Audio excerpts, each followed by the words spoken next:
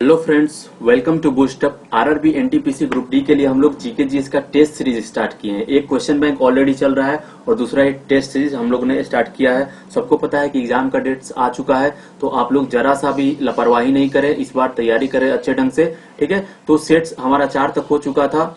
5वां सेट्स को आज कंटिन्यू हम लोग करेंगे, जिसमें आप लोग को मिक्स क्वेश्चन मिलेगा, जीके जीएस दोनों से मिलेगा, फिजिक्स केमिस्ट्री बायो हर चीज से रिलेटेड आप लोगों को क्वेश्चन मिलेगा, जीके भी मिल सकता है। ठीक है, तो जो लोग चैनल पर नए होंगे पहले चैनल को सब्सक्राइब कर देंगे और वीडियो को स्टार्ट करने से पहले वीडियो को प्लीज लाइक भी कर देंगे। देखते हैं आज के टोटल मल्टीपल चॉइस क्वेश्चंस को। निम्नलिखित में कौन राज्यपाल को उनके कार्यकाल से हटा सकता है? राज्य विधानसभा, संसद, राष्ट्रपति या इनमें से कोई नहीं? तो इसका करेक्ट आंसर हो जाएगा ऑप्शन नंबर सी, राष्ट्रपति। नेक्स्ट है उपराष्ट्रपति जो हटाने का प्रस्ताव किसमें पेश किया जा सकता है? उपराष्ट्रपति को हटाने का प्रस्ताव, ठीक है, कहाँ पे पेश किया जा सकता है? केवल लोकसभा में, केवल राज्यसभा में, लोकसभा और राज्यसभा दोनों में, या लोकसभा और राज्यसभा के संयुक्त सत्र में? तो इसका करेक्ट आंसर हो जाएगा ऑप्शन नंबर बी, केवल राज्यसभा में।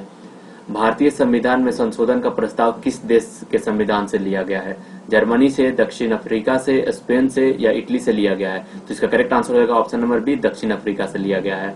बहुत ही इंपॉर्टेंट क्वेश्चन है ये सब। संविधान की 8वीं अनुसूची में कितनी भाषाओं का उल्लेख किया गया है बताइए? 17 भाषाओं का, 19, 21 या 22 भाषाओं का? तो ये 22 भाषाओं का किया गया। ऑप्शन डी इसका करेक्ट आंसर होगा। निम्न में से कौन सा अनुच्छेद कहता है कि राज्य में एक राज्यपाल होगा? बताइए। अनुच्छेद 152, 153, 156 या 164 के द्वारा ये कहा जाता है? तो ये अनुच्छेद नंबर 153 के द्वारा कहता है। ऑप्शन बी इसका करेक्ट आंसर होगा। शिक्षा का अधिकार किस उम्र के बच्चों के लिए बनाया गया है? 5 से 10 वर्ष, 6 से 14 वर्ष, 6 से 12 वर्ष या 8 से 16 वर्ष? तो इसका करेक्ट आंसर हो जाएगा ऑप्शन नंबर बी, 6 से 14 वर्ष तक। अनुच्छेद 25 का संबंध किससे है? धर्म की वृद्धि के लिए प्रयास की स्वतंत्रता, किसी धर्म को प्रचारित करने हेतु कर से छूट, या बाल श्रम और अवैध मानव व्यापार के विरुद्ध प्रतिषेध, या प्राण और दैविक स्वतंत्रता का संरक्षण? तो इसका करेक्ट आंसर हो जाएगा ऑप्शन नंबर बी, ठीक है, धर्म का प्रचार करने से ये रिलेटेड है। नेक्स्ट है, निम्न में से किसे मिनी संविधान कहा जाता है? 135 के अधिनियम को, 42वें संविधान संशोधन को, 44वें संविधान संशोधन को, या 1919 के अधिनियम को? तो इसका करेक्ट आंसर हो जाएगा ऑप्शन नंबर बी, 42वें जो संविधान संशोधन हुआ था उसको मिनी संविधान कहा जाता है। भारत के संविधान में समावर्ती सूची का विचार कहाँ से लिया गया है? आयरलैंड से, कनाडा से, ऑस्ट्रेलिया से या जापान से? तो ये ऑस्ट्रेलिया से लिया गया है।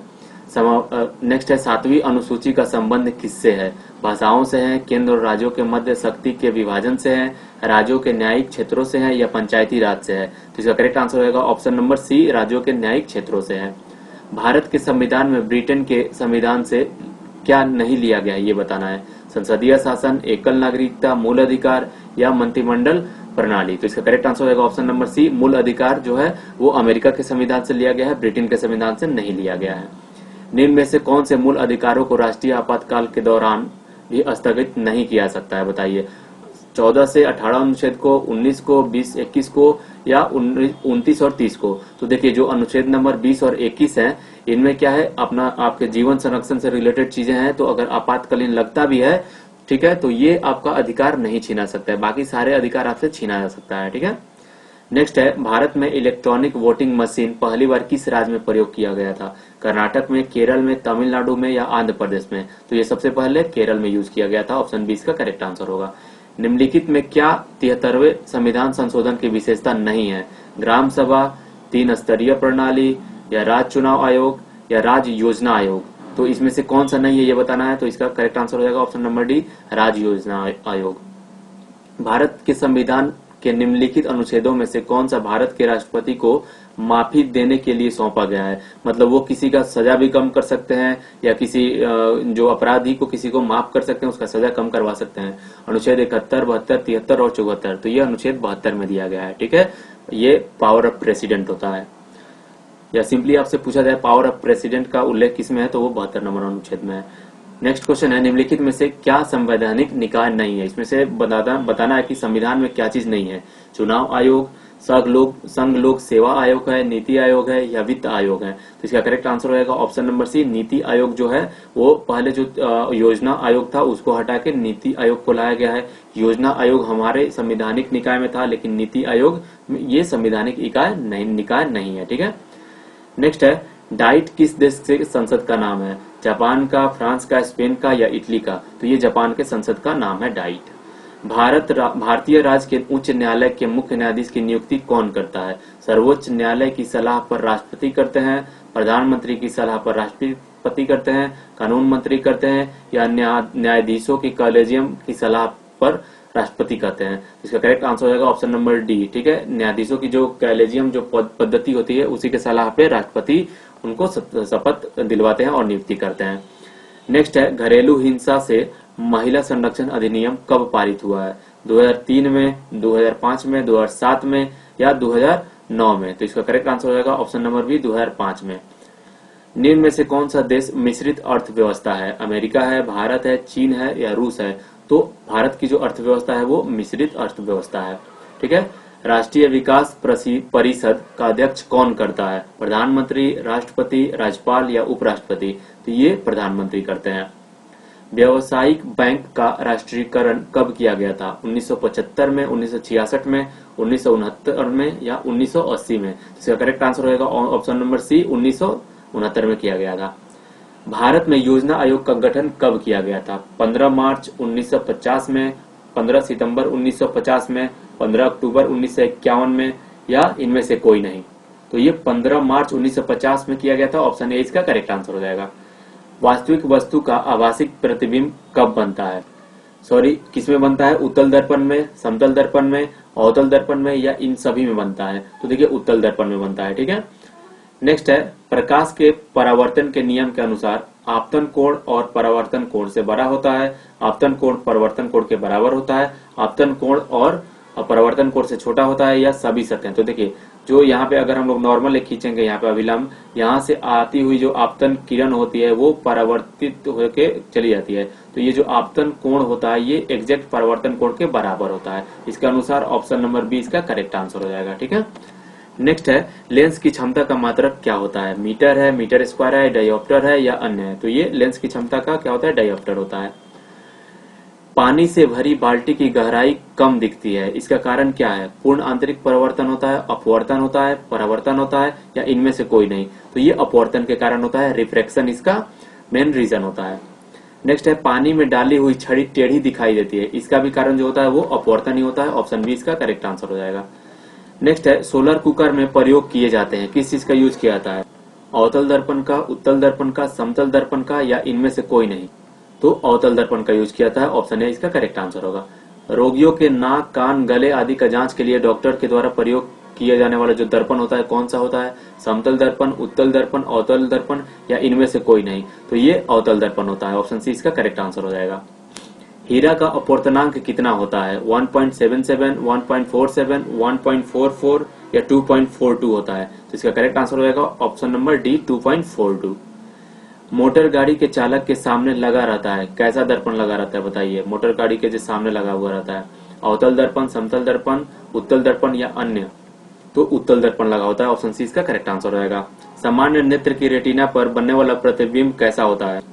आभासी और सीधा होता है, वास्तविक सीधा होता है, वास्तविक उल्टा होता है या आभासी और उल्टा होता है? तो इसका करेक्ट आंसर हो जाएगा ऑप्शन नंबर सी वास्तविक और उल्टा होता है। नेत्र लेंस में समायोजन की जो क्रिया होती है आइरिस द्वारा होता है, नेत्र लेंस द्वारा होता है या सिलियरी पेशियों द्वारा होता है या कॉर्निया द्वारा होता है? तो ये सिलियरी पेशियों द्वारा होता है। ऑप्शन सी इसका करेक्ट आंसर हो जाएगा।